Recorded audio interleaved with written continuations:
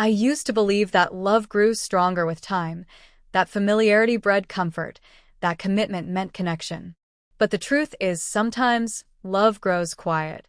It fades not with thunder, but with silence. My name is Lena. I'm 38 years old, married for 12 of them to a man who no longer sees me. Greg, my husband, is a corporate man, successful, respected, and always on the move. He speaks in numbers, timelines, forecasts. To him, life is a spreadsheet, measured, calculated, optimized.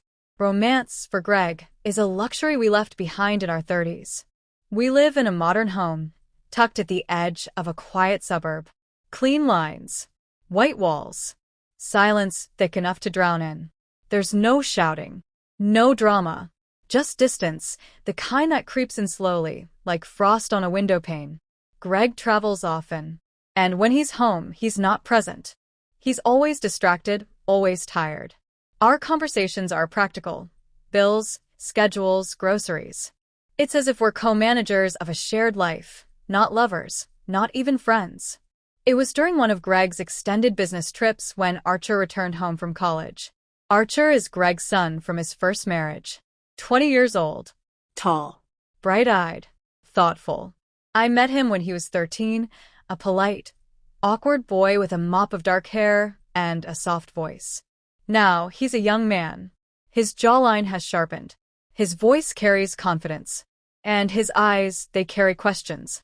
Lena, he called as he dragged his suitcase through the front door. Something smells amazing.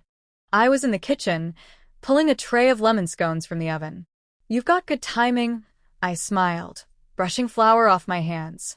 I figured you'd be hungry after the drive. He grinned and leaned on the counter. College food is actual torture. I've been dreaming about your cooking. I laughed. Flattery will get you seconds. He took a bite of a warm scone and closed his eyes.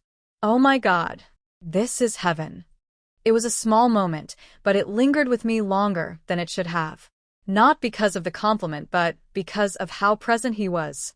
How he noticed. When was the last time Greg had looked at me like that? Or even looked at me at all? Later that day, Archer settled into the guest room, and I returned to my routine. Clean. Cook. Pretend to work. Pretend to wait for Greg's call. It didn't come. That evening, Archer and I ended up in a living room watching an old movie. Something romantic and slightly cheesy. He stretched out on the rug. I curled up on the sofa. It felt normal. Comfortable. Do you ever miss acting? He asked suddenly. I blinked. What? Dad told me you used to act before you two got married. I smiled faintly. I did. Small theater stuff. Nothing major. You must have been good, he said. I looked at him, surprised. Why do you say that? Because you've got this way of carrying yourself. Like there's a stage under your feet, even here. I felt heat rise to my cheeks. Compliments from Archer always came unexpectedly, without agenda. They caught me off guard. You really notice things, don't you? I said. Maybe too much, he admitted with a shrug. It's a bad habit. Makes people uncomfortable. Not me, I murmured, more to myself than him. For a moment, our eyes met. Then I looked away. 2 days later, I was in the backyard trimming the rose bushes when Sophie, my closest friend, showed up unannounced with her usual iced coffee and chaos. You look flushed, she said, plopping onto the patio chair. Sunburn or something juicier? I rolled my eyes. It's 80 degrees out. She smirked. So, how's Greg? Or should I say, where's Greg? Still buried in spreadsheets. Still married to his job, yes. She sipped her coffee. You know, I worry about you. You're too beautiful to be invisible, Lena. I'm not invisible. Really? She raised a brow. When's the last time Greg touched you like he used to? I opened my mouth, then closed it. Exactly. I turned back to the roses, cutting away a dead bloom. I'm fine, Sophie. You're coping, Lena. That's not the same as living. She paused, then leaned forward. And I saw the way Archer looked at you the other day. He's not 13 anymore. I dropped the pruning shears. Don't be ridiculous. I'm just saying, she said, voice softening. If you feel something, don't bury it just because it's inconvenient.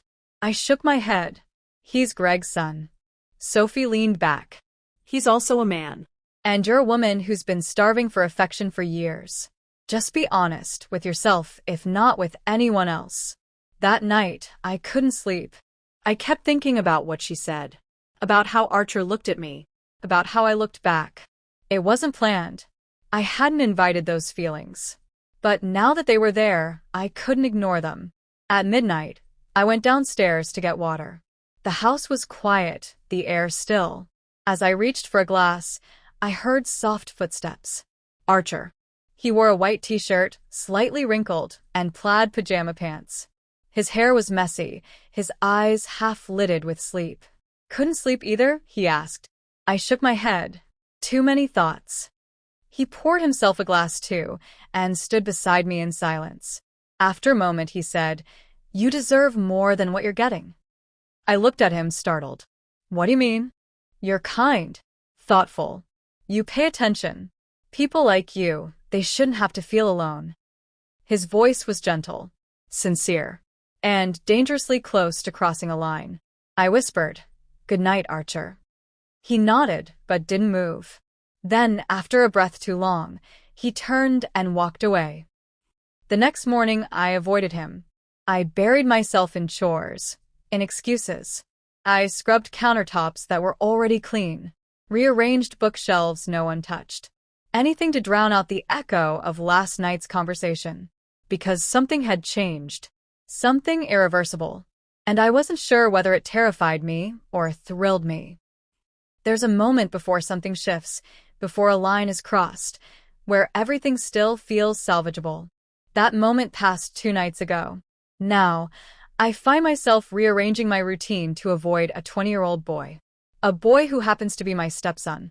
The mornings are the worst. That strange quiet in the kitchen where we used to laugh. The uncomfortable silence over breakfast, like we're both waiting for the other to break. Archer had become cautious. Reserved. His eyes searched mine, not with hunger, but with concern. He had said too much that night, confessed what I wasn't brave enough to admit myself. And still, I found myself noticing him more. The way his shirt clung to his back after the gym. How he leaned in when he listened. How effortlessly he filled the space Greg had long since abandoned. Greg, meanwhile, had barely texted all week. A thumbs-up emoji in response to a photo of dinner. A quick, working late, followed by radio silence. And just like that, Archer's presence had become louder than Greg's absence. On a humid Thursday afternoon, I was baking. It started as a distraction, mixing flour and sugar, kneading dough, preheating the oven. A safe ritual, a domestic script. The kitchen was my stage again, and for a while, I felt like myself. Archer walked in from the backyard, fresh from the pool, towels slung over his shoulder. His skin glistened with water and sunlight. His chest was bare. "Something smells amazing," he said, grabbing a bottle of water. "Peach cobbler," I replied, not turning to face him. "Need a taste tester?" I hesitated, then dipped a spoon into the filling and held it up, still not looking at him. Here. Careful, it's hot. He stepped closer, close enough to feel the warmth of his skin. He leaned in and tasted it. He said, licking the spoon. "Sweet." "There are sweeter things," I said before I could stop myself. Silence. The air thickened. My heart slammed against my ribs. I finally turned to him. He was staring, not at the spoon, not at the cobbler, but at me. "What did you say?" he asked softly. I swallowed. "Forget it. It was nothing." But it wasn't nothing. We both knew that. He opened his mouth to say something else, but I stepped back. "You should go change. You'll catch a cold," I said, voice unsteady. He didn't move right away. Then slowly he turned and walked upstairs. I stood in the kitchen, hands trembling, wondering who I was becoming. That night, the power went out. A summer storm had rolled in, sheets of rain and rumbling thunder. I lit candles around the kitchen, the flickering glow casting long shadows on the walls. I found Archer in the hallway, holding a flashlight. Need help? He asked. I nodded, trying to ignore the way the shadows danced across his face. We ended up sitting at the kitchen table, sharing wine from a bottle Greg had been saving for some imagined anniversary. He won't miss it, Archer said with a shrug. I didn't argue. The rain beat against the windows. The candlelight made everything feel dreamlike. I'm sorry about earlier, he said after a while. You didn't do anything wrong. I crossed a line. No, I said.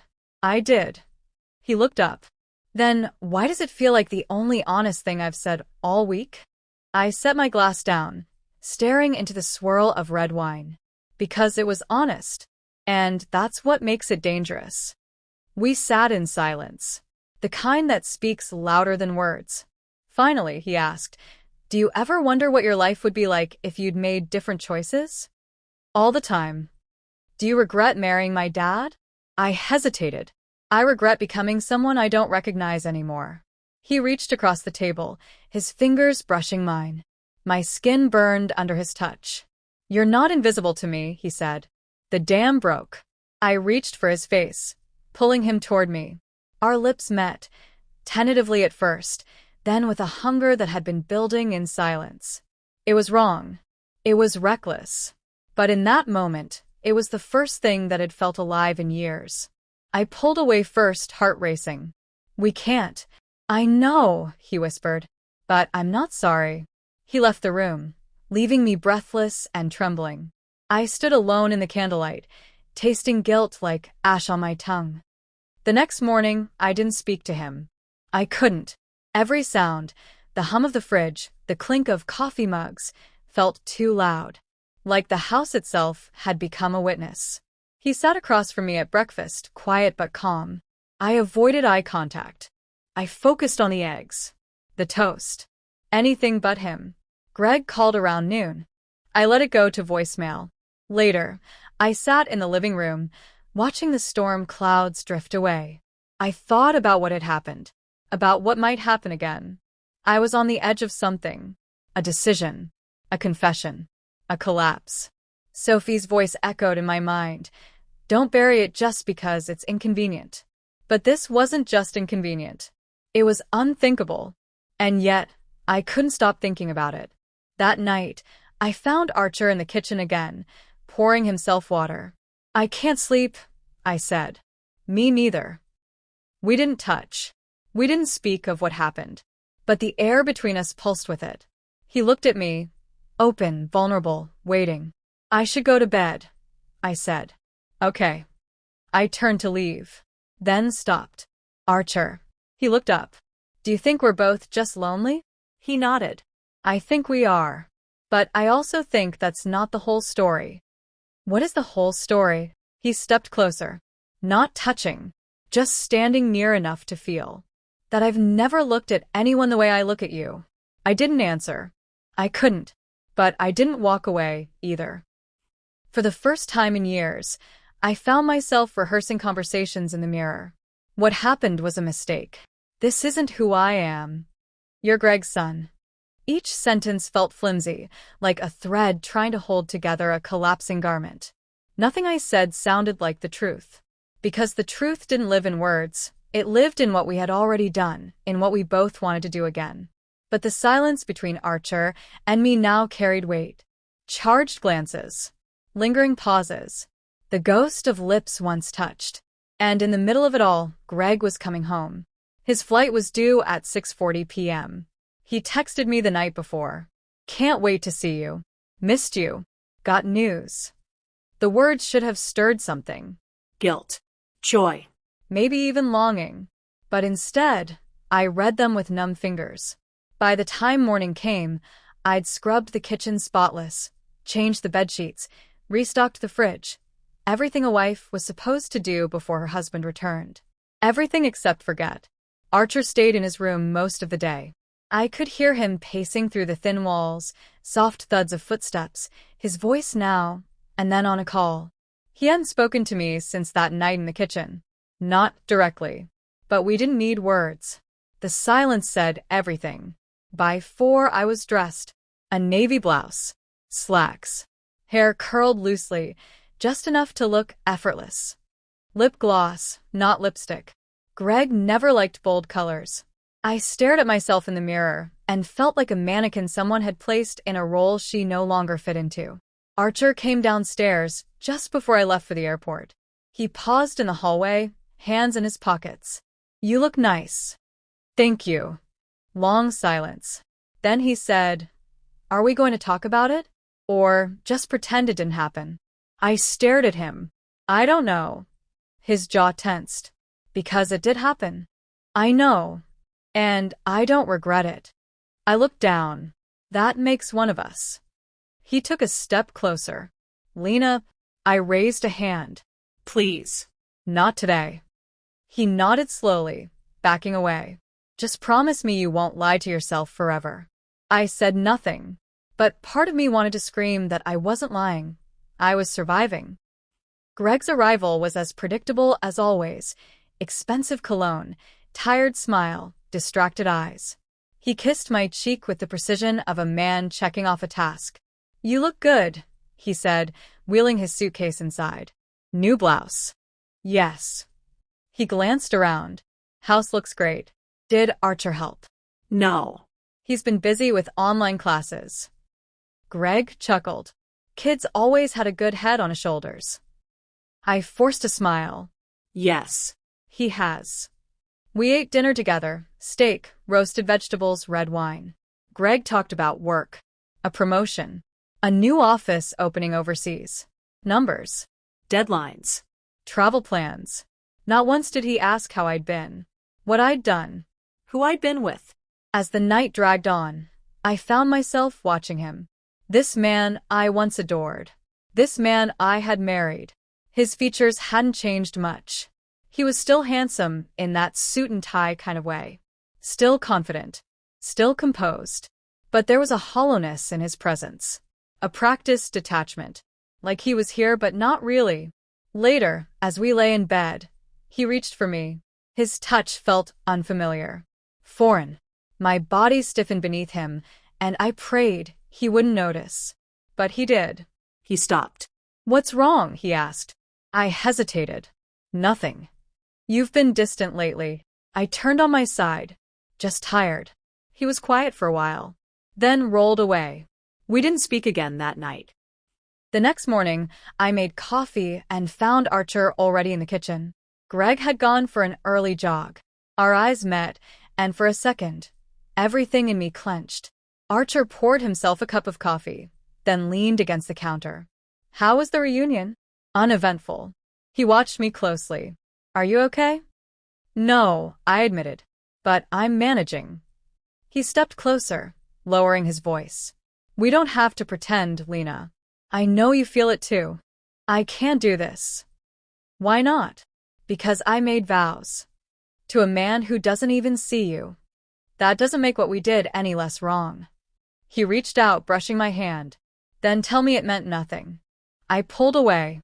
"Don't make this harder than it already is." He exhaled slowly. "Too late." Greg spent most of that weekend on the phone. Conference calls, meetings, planning some international transition.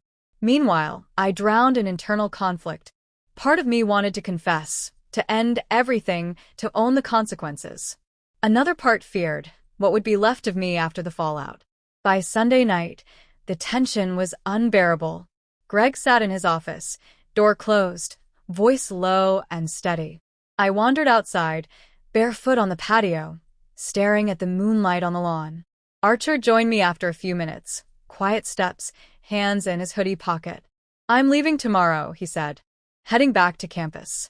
I nodded. Thought I should say goodbye. I turned to face him. "Is this goodbye for now or goodbye forever?" "I guess that depends on you." I swallowed. "You shouldn't have come back. I didn't know I'd feel this way. And now." He stepped closer, his voice barely a whisper. "Now, I'm afraid I'll never stop." I closed my eyes. "We can't be this." "Maybe not," he said. "But for what it's worth, I don't regret you." I looked up at him, pain and longing battling inside me. "Then go. Before I do something I can't take back." He nodded once. Then he was gone. And I stood there, in the stillness of the night, with nothing but the ache of a truth I could never say aloud.